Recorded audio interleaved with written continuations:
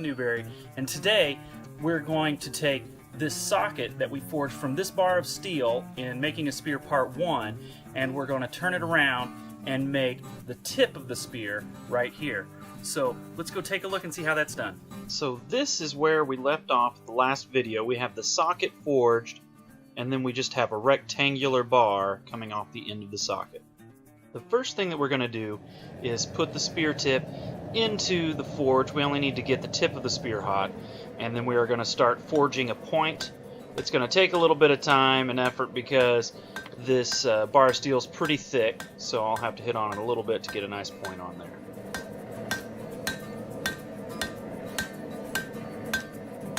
The tip is starting to take shape. You can see that I'm kind of pushing the tip back a little bit, so you're starting to see a little bit more of a pointy look and more of an ovalish type shape to the overall blade. It's taken a while and several heats.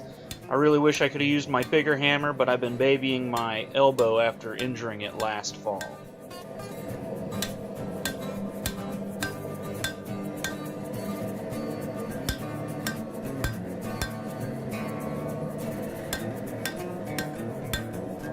So what I'm doing now is setting up this preform for the power hammer to do the next step, which is going to be putting in the distal taper for the spear.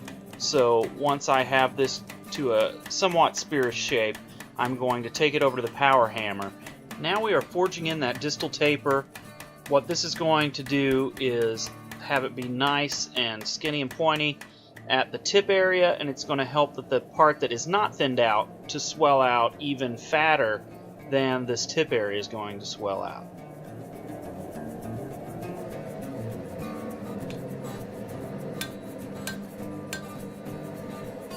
The power hammer is very helpful, and it can do a whole lot of that brute force work, but generally when I come off the power hammer, there's a little bit of finesse work to get everything pointed back where I want it and lined up how it should be. And so after I do the power hammer work, I go and I smooth things out, adjust things just a little bit to set it back up to go into the power hammer again, this time to forge out the bevels of the spear, which is going to give it its nice leaf shape. So now we're ready to move on to the power hammer.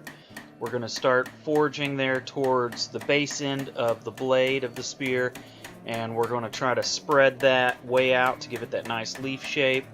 And so we're going to work more there on the fatter bits because the distal taper, that area is fatter, so there's more meat, so it can widen out more than the tip's going to be able to widen out.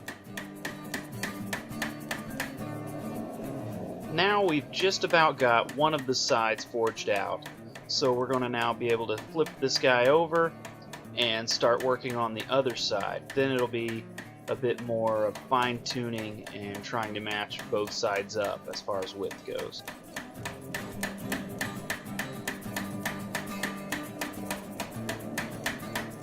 Now that we're done with the power hammer, we've had the bulk of the metal moved, but there's still little irregularities and dents and divots and areas that need to be kind of cleaned up and shapes that need to be tweaked. But with most of the metal moved, it's not nearly as big of a chore as it would have been.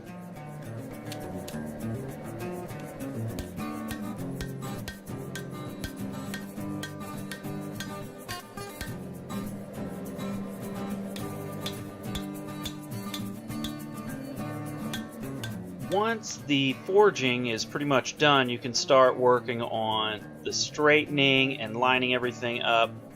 This tweaking time can take quite a bit, not unlike when you forging a blade of a knife or a sword. It seems like you can spend almost as much time fiddling around with everything to try to get everything lined up just right.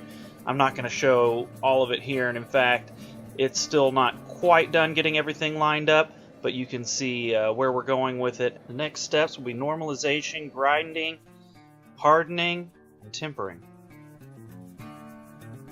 I hope you enjoyed this video. If you have any questions or comments, please put them down in the comments section below. Please remember to like, share, and subscribe, and thank you for watching.